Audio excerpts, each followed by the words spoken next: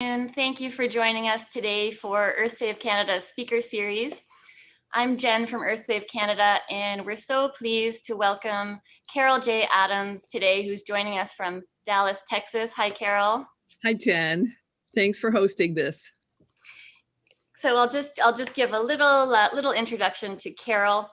Carol J. Adams is the author of numerous books, including The Sexual Politics of Meat, which of course we'll be talking about today, as well as The Pornography of Meat, Protest Kitchen, and Burger.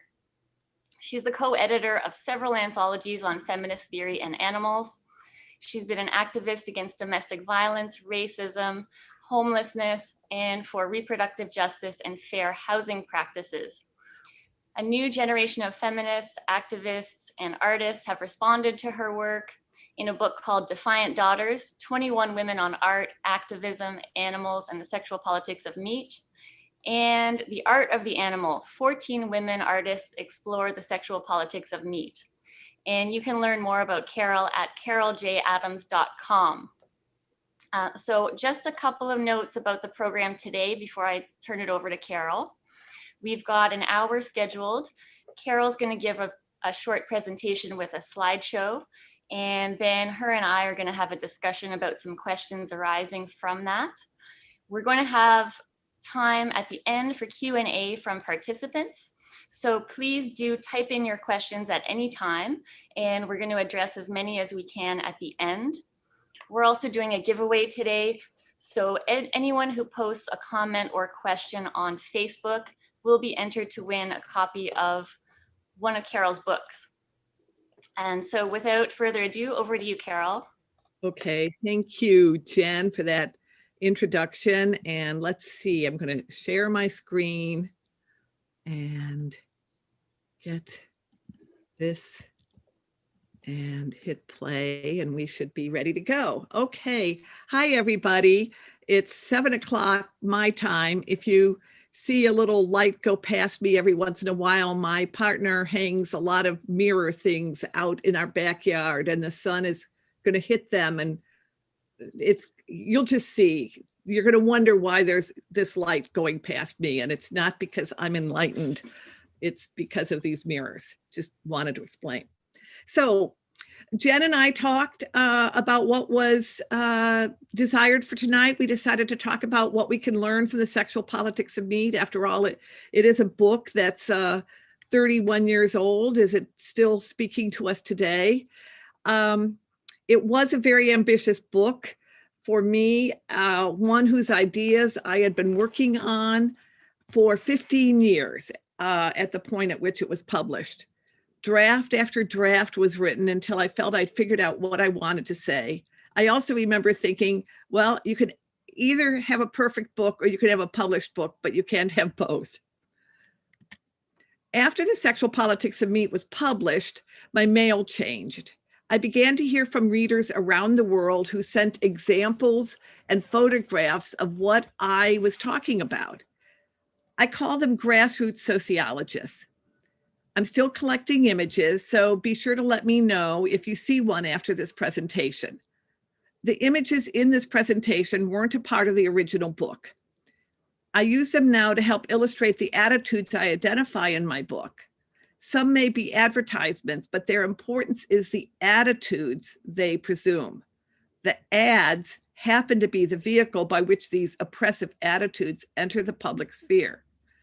Now, I'm not going to show you images that you couldn't see turning the corner in Vancouver or Dallas or LA or wherever you are, but seeing them in this framework may feel startling or may cause you to feel uncomfortable. So I just want you to know that there'll be a few images. All of them are in the public sphere, truly. I mean, you encounter them on billboards or menus, but I did want to give a content warning. Now I learn about these oppressive representations through social media.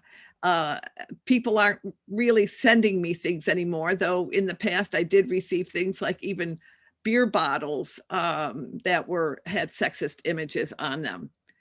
I'm just showing you some of the random examples that have been tweeted to me or posted on Facebook, Tail in Portland, memes that start circulating for US Thanksgiving. I don't know if they circulate for Canadian Thanksgiving. Kirsten's in England. This is actually a spice that you can buy at Home Depot too, or one like that, a so-called butt rub. Great legs, big muscles, nice tails. We'll talk about that. Sexual politics of meat in the Outer Banks. This image, if you can see it, this beheaded pig who looks almost like a woman, these sort of fantasies of woman hatred that they get away with, especially with barbecues. The phenomenon of having all these images called to my attention is fascinating for several reasons, but first, it's fascinating because my first edition had only 2 images that conveyed this aspect of my theory. The cover image added because the book representatives who went around to bookstores to promote books the publisher was going to be bringing out said they could not possibly convey what the book was about without an image on the cover. So the woman fragmented as though her body was like a dead animal's, we chose to represent the sexual politics of meat. And the only other really oppressive image in there was this image from the beginning of chapter 2. They both illustrate the operating of the opposite referent. This is a concept I introduced in the sexual politics of meat, that animals are absent referents in the consumption of meat, dairy, and eggs. They disappear as individuals who desire to live and are subjects of their own life and are instead killed and usually renamed, making them and their experience of oppression able to be disregarded, but allowing it also to become a metaphor expression of someone else's oppression. Probably the most famous example of recognizing how the absent referent functions is Lisa Simpson, connecting the lamb she met on a school trip to a farm with the so-called lamb chops that she's about to eat. So in this image, butchered animals are the absent reference. So the experience of being cut up as a piece of dead meat is lifted from the experience of the animal and placed on top of the image of a woman's body. And with this image that begins chapter 2, sexualized women are the absent referent. So that absent referent in this image is Titian's Venus.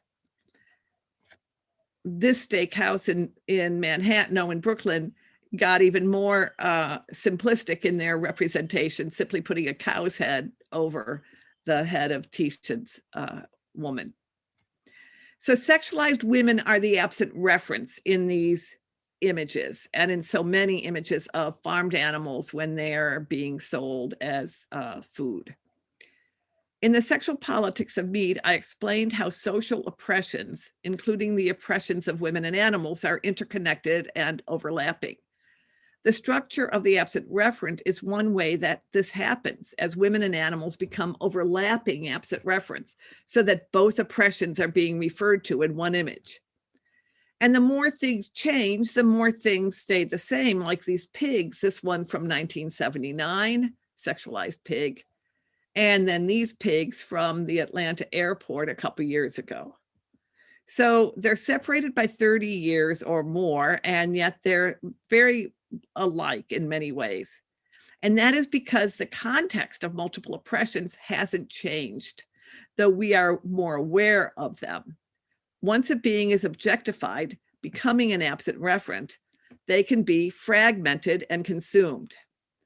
With the sexual politics of meat, we're trained to look at objects and to desire to consume those objects, even though these objects are or were living beings. This is from a mural for a Cajun restaurant about a mile from me. Here she's fragmented. It's showing the fragmented sort of male gaze, as it was called in a famous academic essay back in the 70s. And yet there it is still on the wall as I drive around Dallas. So consumption of dead animals most frequently requires their fragmentation. And what results is a sort of fetishism in which the leg becomes substituted for female legs. Often you'll see, something as revolting as this, a dead turkey's leg put in high heels. And then, of course, there's breast men and thigh men, which I talk about in Sexual Politics of Meat. So here's where the visual equation is made very explicit. Who said taste and health can't go together?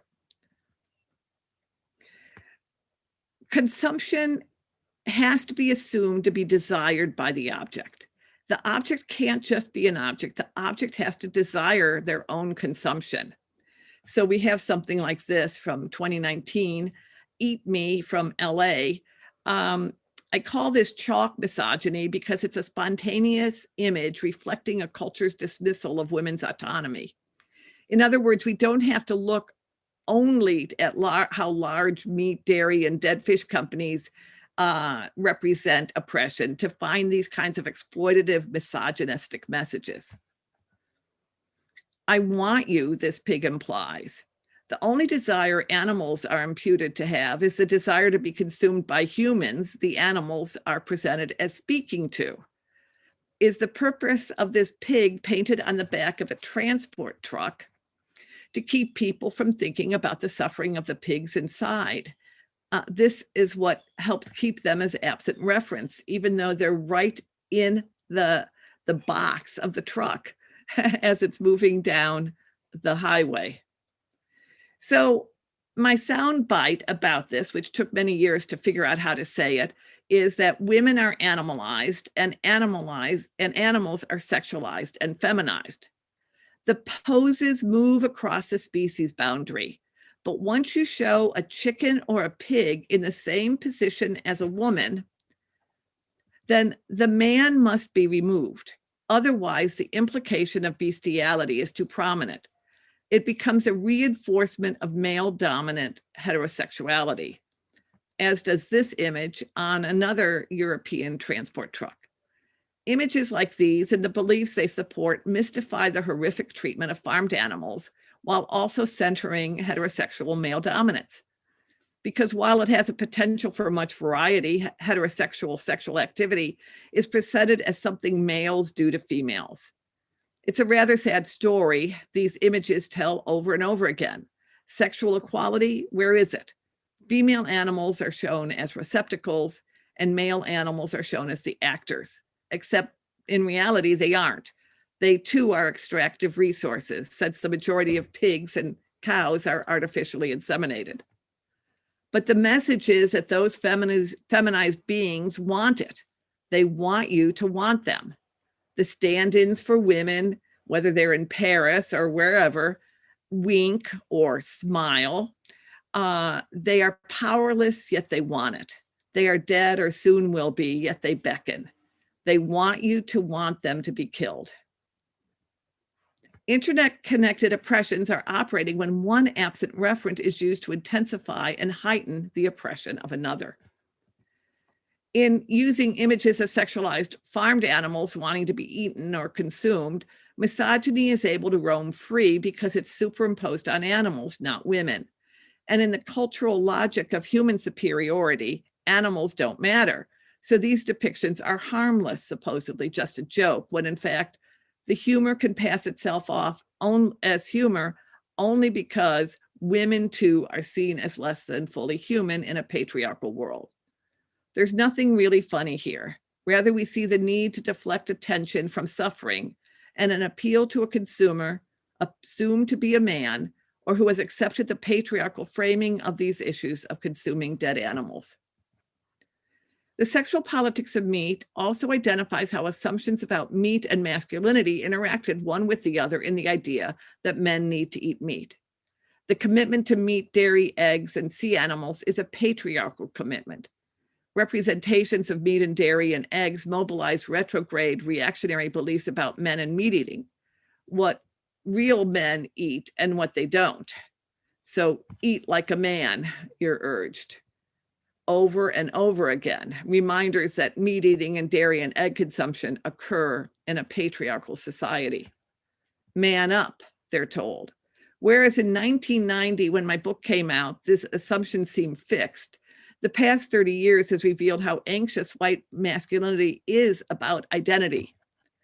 So let's throw in some phallic imagery to make sure we get the message. This is from, obviously, Whole Foods, Father's Day 2 years ago. Underneath it says, makes me whole, because it appears that what has been given, manhood, masculinity, is under threat. Men are being advised that there are places where they can restore something, manhood, masculinity, well-being, wholeness, that it's been lost.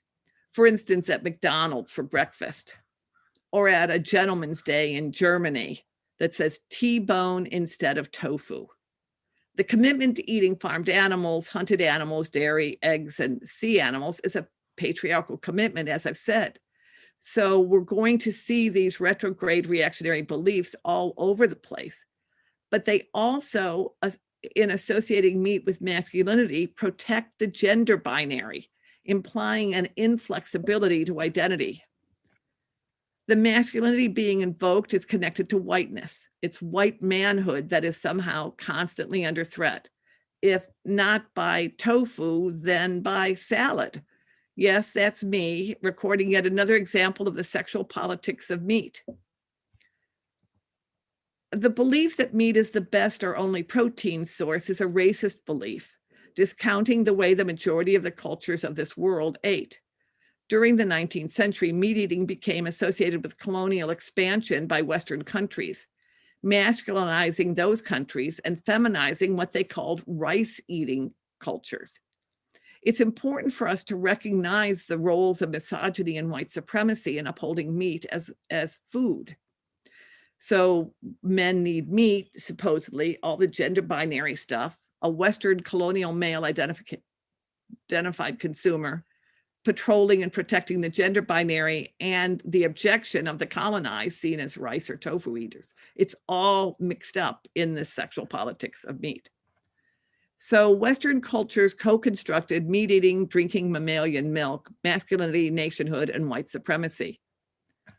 I have time to touch on one more concept I introduced in the sexual politics of meat, feminized protein. I realized when I was writing the book, we needed a word to recognize the labor of cows and chickens, goats, etc., in the production of mammalian milk and eggs. The issue of dairy, oh, look at all this whiteness, is a white concern because it's descendants of Northern Europeans who are able to digest the enzyme that's in dairy products. We are brainwashed to believe the cow's relationship is with us, the consumers. There she is, Rosie the cow, telling us we can drink it. So the product of her reproductive labor that's been taken from her becomes the symbol of our liberation. We can drink it. And here's another cow from California. She has no mammary glands, acknowledged amidst the product taken from her because of the use of her mammary glands. Cows are absent reference in our use of their lactation material for humans because most people don't acknowledge the impact on the cow herself. And the calf is an absent referent too, inconvenient, a competitor for the fluid extracted mammalian milk that must be monetized. The saying, every drop of cow's milk contains a slice of veal, is very true because cows must be continually made pregnant in order to be so-called productive. But the calf isn't the product. It's the inconvenience made profitable. The calf's birth only can keep the cow profitable if the calf is removed from the mother. But cows will resist with every ounce of themselves the stealing of their baby, if they can. Many of these ideas are developed further in the new and updated The Pornography of Meat, which came out last fall and has more than 300 images that I've sort of curated from all that I've been sent to help discuss these troubling ideas about oppression and Western culture. And now the sexual politics of meat is available in many languages. It first appeared in Japanese and German, Chinese, Italian, 2 Korean editions, French, Turkish, Spanish, and a few more are coming out. So you might be wondering, what was the reception to my book when it came out? While there were some positive reviews, a glowing one in the Washington Post and Library Journal and Publishers Weekly, the majority of reviewers hated the book. This one says Dottie Title of the Month, and that was from the London Sunday Express. The National Review said, if you think you've heard everything in the debate about animal rights, you're wrong. They just think it's the most ridiculous thing. And this, some papers allowed their reviewers to devote an entire page to disliking it. This is the Sunday Telegraph. I think it's the Telegraph. And Auburn Wow, who was a writer, he speculates that the people I talk about in my book, my spouse, my kids, are all figments of my imagination. He imagines me to be some Eastern European unhappy woman creating all of this because it's all bunk. And finally, the late Rush Limbaugh truly hated it for many, many years, tried to get me stopped from speaking on college campuses, etc. But onward, as I said, I was getting mail like this all the time as well. So I knew that the book wasn't just what reviewers said it was. Now, social media is one way I hear from my readers. And this is the most recent, 2 days ago. I love this, that she said it changed her relationship to food and opened her to a newer, deeper empathy for life and helped her to see and understand the sexism inherent in mealtime now and throughout history. I also love Instagram because of the way my book gets combined with food or, tchotchkes or other books. And then things like had the Men Eat Meat sermon, and he wants to put the sexual politics of meat in stockings. I like that idea. And this is my favorite one. Hello, Earthlings. Let's all read The Sexual Politics of Meat by Carol Adams and then meet back here for a do-over. So that's the story of The Sexual Politics of Meat in about 18 minutes. And thank you, Jen, for the invitation to share this with everybody. Thank you, Carol, for that. And if you haven't read The Sexual Politics of Meat, you've got to go and get a copy.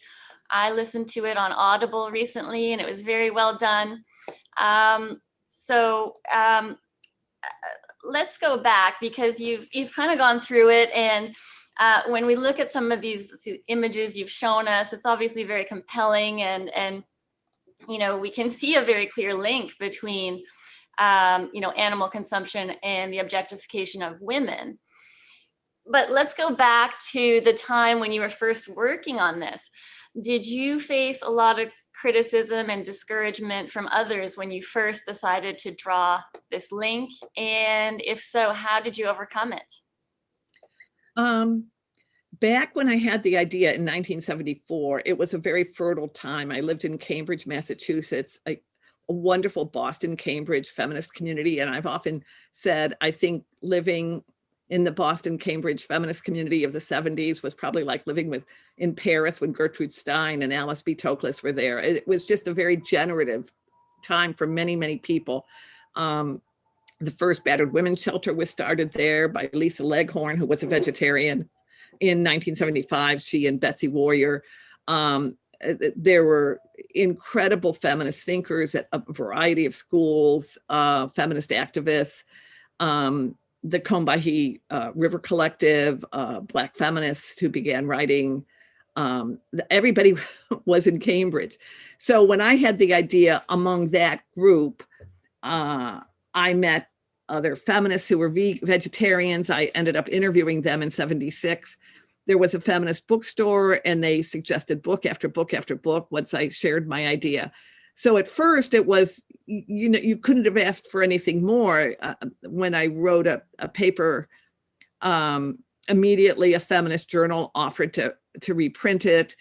But then I left Cambridge, and I felt like what happened next were my sort of wilderness years. And when I shared with people during the 80s that I was writing this book, people really thought I'd lost it. It was just so crazy. They could not even conceive what the hell I was doing. And I remember the one person who really agreed with me was this macrobiotic man, and it was all for the wrong reasons. He said that he had noticed that when women ate meat, they became more aggressive, which certainly was not my point of view. I was unaware that Feminists for Animal Rights was founded in '83, or the Women for Animal Liberation in England. I was often in England during those years too.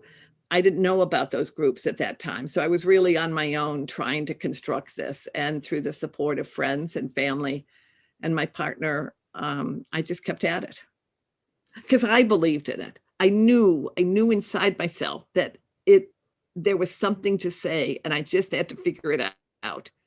And sometimes I think back, and I'm very grateful for that, Carol, for persisting. Still, she persisted. And we're all very grateful for her, and current Carol. Now, you mentioned battered women's shelters, and I understand that over your career, this is an area you've done a lot of work in. And I wonder if you could tell us a little bit about that and how it informed your work on the sexual politics of meat. So as I said, I was in Cambridge when the first battered women's shelter was started. I was working at a homeless shelter for women, one of the first in the country that wasn't federally supported, in 75, 76. And often in the middle of the night, the police would bring a battered woman there because there was it was just all starting, the whole idea about shelter.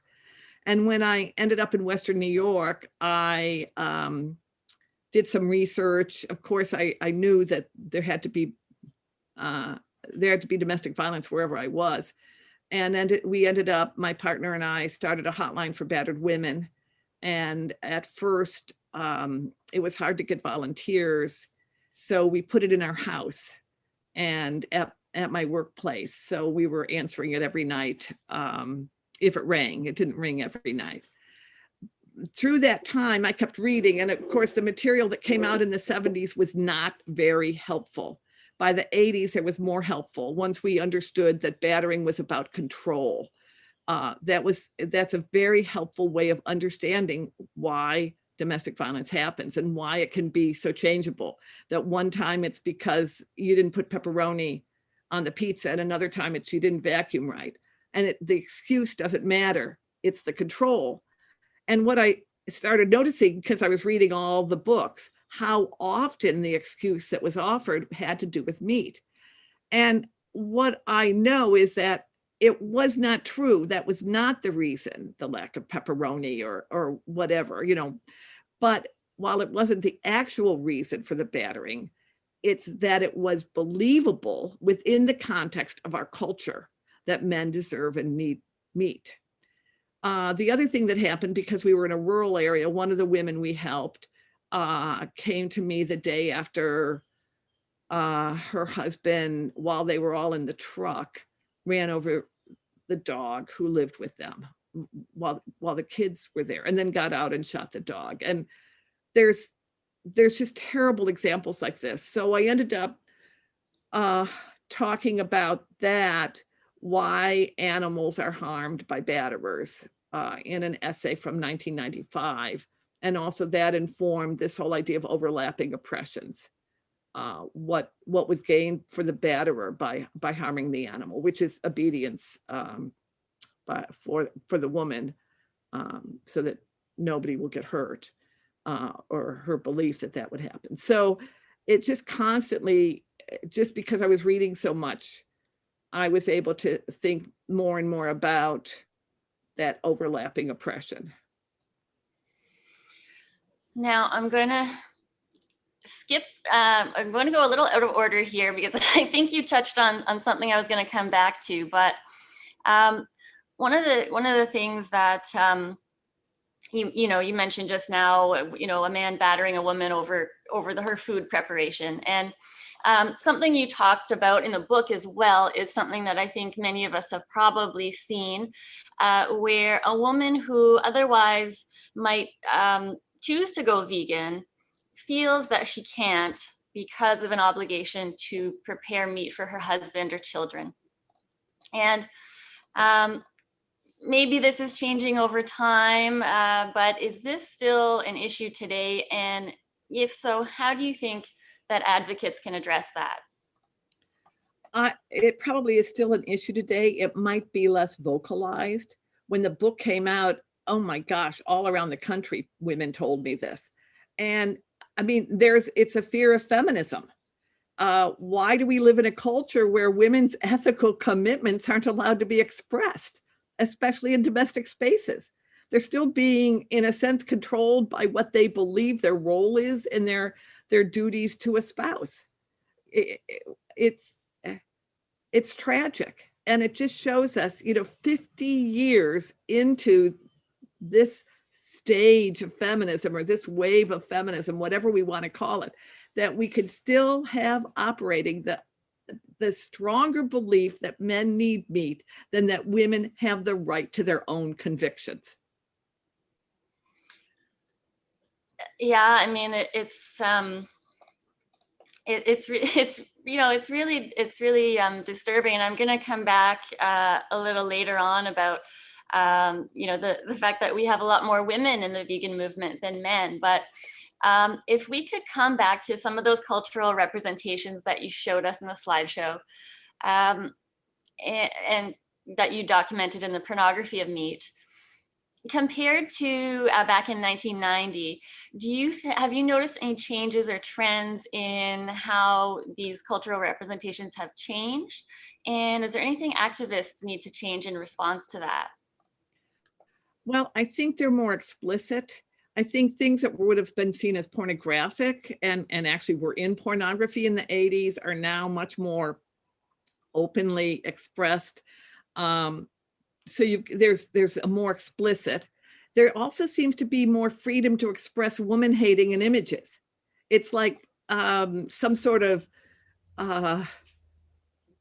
cultural belief that you shouldn't be this, in whatever it is, in bad taste for those who aren't vegan feminists, has lifted or something, and they can be as raunchy or in your face as they want. And I think the third thing is that the right wing, at least in the United States, and I believe in England, I don't know about Canada, has embraced or has taken meat eating and milk drinking as symbolic for them. So these cultural beliefs that are held by people who aren't right wingers, who are, part of the dominant culture, are being expressed in very explicit and clear ways by the right wing. And you'd think, oh, they're holding a mirror up to the dominant culture. And the dominant culture looks and says, oh no, just because they're saying milk is important, it's just that they've picked milk. Milk has nothing intrinsic to it that makes it part of, radical right, extreme right, neo-Nazi identity. But it's wrong. It is all part of the identity of white men protecting a very limited notion of who they are, but that they have the right to this, and they must drink milk and protect their children and not let the lactose digesters disappear from culture. It's frightening, but it's only an extension of what we already have. It's not a detour or from it. It's almost confirming it. What should we do? Is there anything activists need to change in response? I mean, I think we should always be noticing what kind of images we use, and be sure not to use exploitative or oppressive images because they might get attention. Because if we're living in if it's a patriarchal culture that's establishing and protecting the abuse of animals, then to reify or reinforce a patriarchal culture in any way is to hurt animals, even if you think you're helping them. So now in terms of that patriarchal culture, another thing that you addressed in the book is the extent to which meat actually serves as this very powerful symbol of masculinity. So when activists go out and talk to others about veganism and try to encourage others to eat plant-based, we may think that we're addressing a very discrete issue. Should we be eating plants or animals? But in reality, the very idea of veganism actually brings into play these broader gender issues. And so this can actually lead to significant pushback from men in particular. And obviously understanding that is very helpful to us so that we can, we can understand the climate we're working in and address it. Do you have any thoughts on how activists can best navigate these gender issues? And I'm going to give you an example, which is the 2018 documentary called The Game Changers. And this documentary challenges the association between strength and meat eating by highlighting, elite vegan athletes and attempting to show that being vegan can actually be a manly or macho thing to do. Do you think that's the right approach? And is this ultimately how we're going to get men to embrace veganism? I know they believe that. That's why they made it. But it horrifies me. I mean, first of all, why don't we redefine strength? Why don't we say strength is having the courage of your convictions? And even if you're being criticized by other men or called, womanish or sissy or whatever, woman-hating terms, you're still going to do it because that's what strength is. I mean, we could be redefining strength to begin with and helping all cisgendered men know that they don't have to accept the gender binary's assumptions about meat eating. Because what they're doing here is reinforcing the gender binary rather than fluidity and finding a way to open it. They're reinforcing it. It's also part of woman hating. Why can't we say that, yes, this has been identified with women because women were identified as the carers. And that was a mistake of the gender binary too. And we all should care. We should care about the climate and we should care about what's happening to animals. This is a liberating thing. We really should be modeling the courage of our convictions. And, why not say, isn't it a shame that we men are told that we can't have feelings and we can't feel empathy? Why can't we say we care? So instead of, changing or protecting masculinity by showing, oh, you're still going to be strong and you're still going to be a sports person by eating vegan, why don't we say we need to change masculinity? We need to change how it's defined. We have to stop being concerned about masculinity. That's part of the sexual politics of meat. And that the freedom comes from stepping outside of that role. It's so conservative. I was telling you when we talked yesterday that for a while, some of the men who are advocates for veganism in the US just suggested calling it heganism for men. Like, why is what women are doing not the appropriate model for everybody? Why do we have to have a male model to make it acceptable? I mean, that's where the woman hating is. And you raised as well the whole idea of feminized protein. And so it's kind of ironic that on the one hand, meat is associated with masculinity, but as you point out, the animals who are most exploited for human consumption tend to be female. And many of the ways in which they're exploited is very tied to their female biology, especially in the case of dairy cows and egg-laying hens. Let's talk about vegetarianism, because one of the challenges we face, obviously, is convincing people that vegetarianism itself is not enough. It's not just meat, but also these other reproductive products that are equally problematic or perhaps worse than meat. And yet we see, people thinking that, being a vegetarian is enough. maybe vegetarians will even increase their consumption of feminized protein to replace meat. And so, and why do people continue to justify eating feminized protein in this way, and how do we respond to that? So I think there's several ways, and I mean several reasons.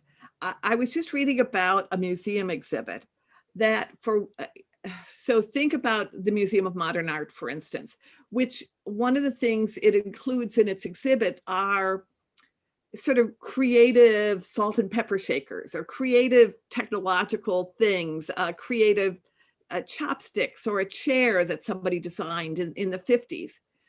But one thing that most museums never had were any of the things designed for women's bodies.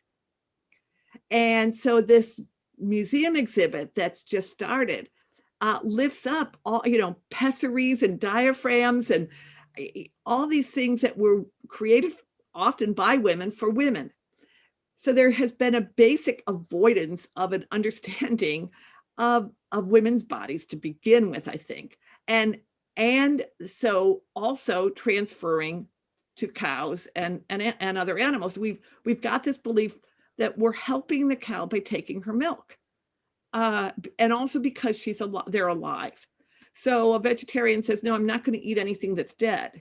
But they're not able to think about what kind of suffering is happening to the cow day in and day out for the 4 years she's alive, or the chicken. That chickens would have produced maybe a clutch of 12 to 20 eggs a year. Now they're producing 280.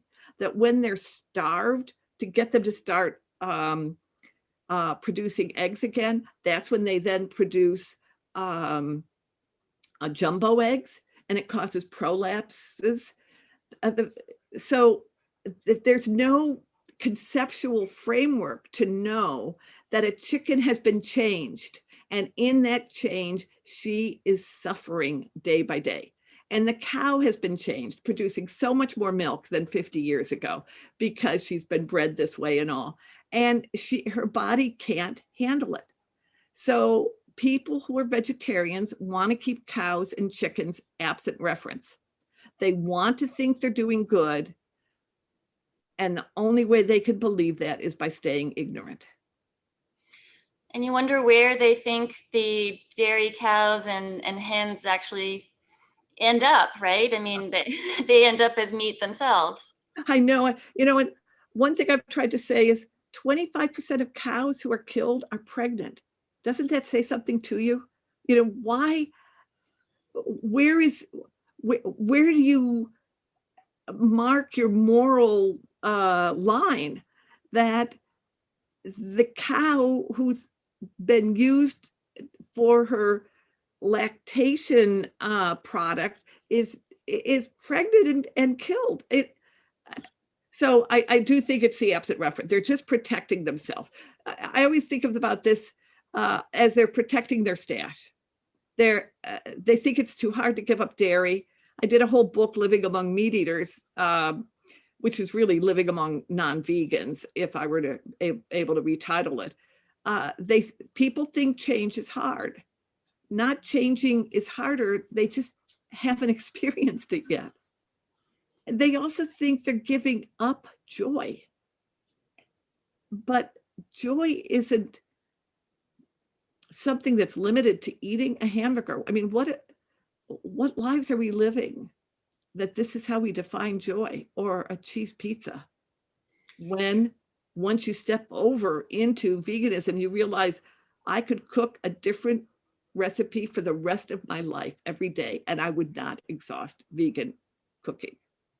And certainly as vegans, we know that we're absolutely not missing out on anything in terms of, enjoying food. It actually increases enjoyment of food to shift to plant-based. Let's shift gears a little bit. I'd like to talk about the climate crisis and the environmental movement for a minute, and how the theory of the absent referent might have relevance in this context. So up until relatively recently, it seemed that there was very little talk about the role of animal agriculture in climate change. And there was a 2014 documentary called Cowspiracy, which pointed out that a lot of the large environmental organizations who were speaking out about a variety of environmental issues like fossil fuels seem to have been silent about the importance of going vegan. Do you think that the concept of the absent referent can help us to explain that phenomenon as well? Yes, in part. I mean, we also know Al Gore's famous movie failed to do it, even though ecofeminists for sure, and I think many vegans in the early 1990s were pointing this out. I mean, there's studies from the 80s as well. So if you're not seeing, if because of the absent referent, you're not seeing a cow, you're only seeing hamburger, or you're only seeing milk, you're not seeing that a cow is an embodied being living on the planet, who's, if they're lucky enough to be eating grass, is producing methane, more methane when they're on grass. They're passing gas, they're pooping, what, 150 pounds? I seem to remember like a statistic of 150 pounds. It can't be a day. So it's just I don't remember either, but it's a big number, and I think we've got it on our website. It's just a huge amount of poop from an individual cow, and you multiply that. So first of all, people have trouble with big numbers. And so aggregating all the cows and all the poop and all the methane becomes a difficult thing. People just, big numbers suddenly, they kind of go glassy-eyed. But I think there's a disembodied relationship to environmental issues. And when you combine that with self-interest, I don't want to give up my stash, they're going to settle for the absent referent. So, and then there was self-interest, where we knew the Sierra Club and other more conventional environmental groups thought they would lose followers if they told them to stop, to add more vegan meals. So that's a self-interest, not just a self-interest of what they're eating, but a self-interest of, sustaining their organization. It's corrupt. They also keep it privatized to protect, in a sense, how they're framing the environmental issue. So it becomes a self-fulfilling circle. And, when we're dealing with the absent referent, we're dealing with things that, people have become accustomed to not thinking about. It's very challenging to, to change that, right? Do you have any thoughts on how to overcome that? Well, I remember someone telling me that if we argue with a meat eater or a non-vegan, the arguments that are in their heads is in our voice.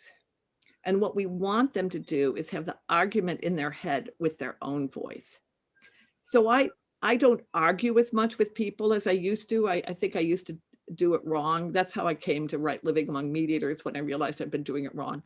I mean, the basic question non-vegans are asking us, really, no matter what they ask us, the cow wouldn't be alive if it weren't for us, all the bullshit we hear. They're really asking us, are we happy being vegans? And then they create the environment in which we are so unhappy. And then they prove to themselves, well, Carol's not happy being a vegan, so I might as well just keep eating my hamburger, because if it's a choice between being unhappy and being a vegan, I'm not going to do it. So I think what we have to do is take ourselves out of it, because we've already figured it out. It's not that we're done with making ethical decisions, but about this decision, we've figured it out. And so we need to help other people enter into the kind of consciousness changing relationship to ideas that lets them figure it out. I think that's how my book has worked for many, many people. It's not just my book. I think there are many books that can do that. But I don't think we always have to argue with people. We think we do because that's the model we have, which is a patriarchal model. Something I'm working on as well, not to argue so much with people. I think I have one more question, then we can move to the Q&A for the participants. I mentioned earlier, there seem to be more women in the vegan movement. and yet tends to be the men who get more recognition, and they, are viewed as the leaders and so on. What has your experience been as a prominent female activist in this movement, and have men and women reacted to you differently? I would say that liberal and progressive men and women have welcomed the book, and liberal and progressive people, anybody, and everybody challenging the gender binary, bi, trans, LG, everybody, that it's have welcomed the book as a way of confirming their intuition that there is a connection between social oppressions that we care about and oppressions of animals.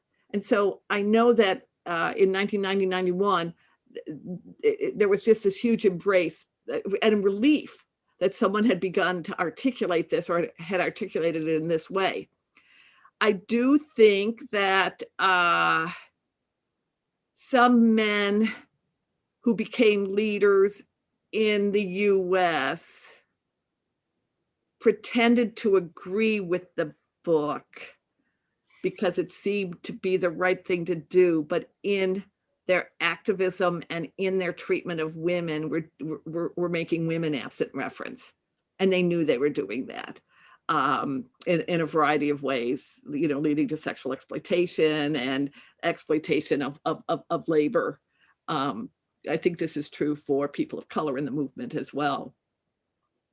I think feminist women welcomed the book because it spoke to many about their own experiences of being consumed in a patriarchal culture. And so that would be a different experience than men. I also think that that some people might have fell under the sway of like, oh, we've been trying to do this for 20 years and we haven't gotten anywhere because a patriarchal culture isn't listening to us. So having men be seen as the experts or the leaders is going to help the movement. But it's not going to help the movement because they then self-empower each other. Would hear about this bro culture, and they're brothers with different mothers, and they that make each other rock stars. There was a real cherishing of hierarchy and reinforcement of who needed to be, who was telegenic, who was handsome, who was charismatic, who could speak to people, who didn't care about animals. So I mean, basically it comes down to the same problem of game changers. Why can't we have everybody stand up and say caring about animals is a legitimate ethical principle? But instead they had to design a variety of activisms that actually worked with the oppressors and get everybody to waste all their time agreeing with the strategies these few men had devised, and instead of valuing grassroots local community organizing. And I think that was very dangerous. I hope we're doing a reevaluation now and seeing that the amount of time we gave over to white male leaders was really not just a waste, but a loss of women who were driven out of the movement either because they wanted to report them for sexual exploitation, or they were victims of them. So hopefully we're going to reorient and figure out that we don't want to be a mirror of the patriarchal culture that's causing the oppression that we're challenging. And we end up sort of perpetuating that because we need more feminism in the movement. Right. And that's, that's why we're here and talking about this, because like you say, if you don't understand these interconnections, we just end up having the same problems within our own movement. So let me shift to some Q&A, and we have time for a few questions here. First one is, what are your thoughts on the future of animal agriculture? Is there hope? Well, there's always hope. I think I'm sorry for the suffering of anyone, but I think we've seen with the pandemic in the United States, at least, that several or many dairy farmers closed their farms, and some, or at least one that I know of, was changing to a vegan commitment. I know people like Miyoko and others are trying to create sort of a way of helping dairy farmers stop farming cows and start doing plant-based farms. I would also say that the hope that we have has to come from our belief that what we're doing is the ethically right thing to do, and that we're going to probably have losses and gains throughout our lives. And we can't measure success only by succeeding.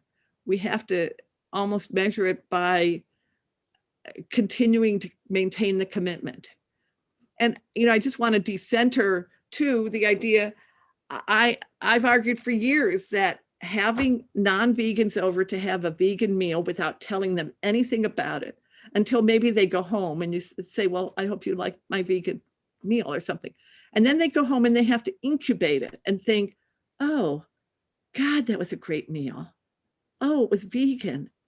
And then they have to deal with how their prejudices and stereotypes about vegan meals were wrong. So if I, in the next month, had a vegan meal that caused somebody to become a vegan, and then that person had a vegan meal, I mean, there is a way to spread veganism through community as well. I wouldn't give up on that. Okay, next question is, how was your analysis received by non-vegan feminists? Great question. I heard from one feminist vegan that feminist academics told her they weren't going to read my book because they were afraid they'd have to give up eating meat and dairy. And I thought, what's theory for if it doesn't get you to think? And, of course, we had a lot more feminist bookstores back then. And one feminist bookstore told me that they felt that the vegans, vegetarians, and animal rights activists were buying the hardcover book, but the feminists were waiting for the soft cover. I mean, one reaction has always been what I call retrograde humanism. We have so many issues for women right now. How can we consider anything else?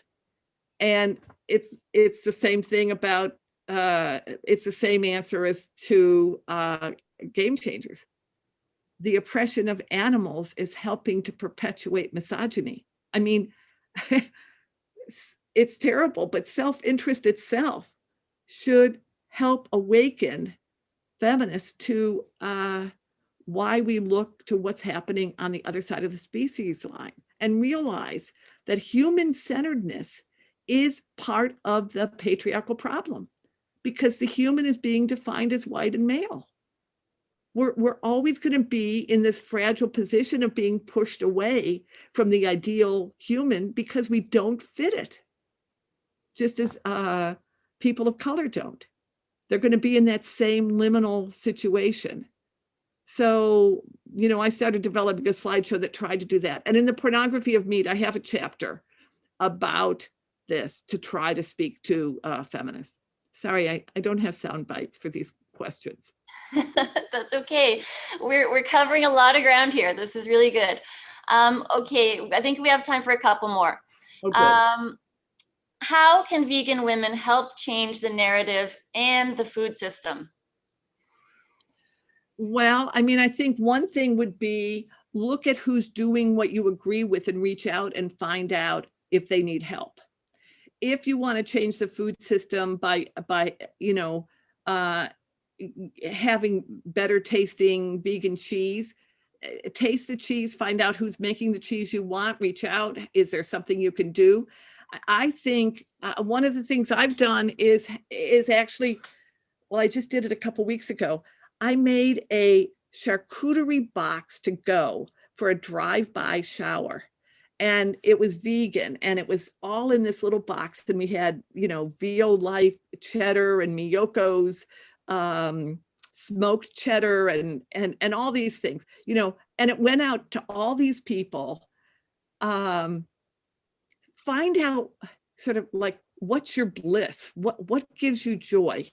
And how does what gives you joy factor in to the kind of activism that needs to be done around that aspect of veganism? Challenge always patriarchal or models that emphasize that we need male spokesmen. I mean, push back if you feel comfortable doing that. Have reading groups, perhaps start reading groups all over the world, and pick 5 books, and if post-pandemic you can get together and have vegan, you know, appetizers. Help other people feel more comfortable with it. Okay.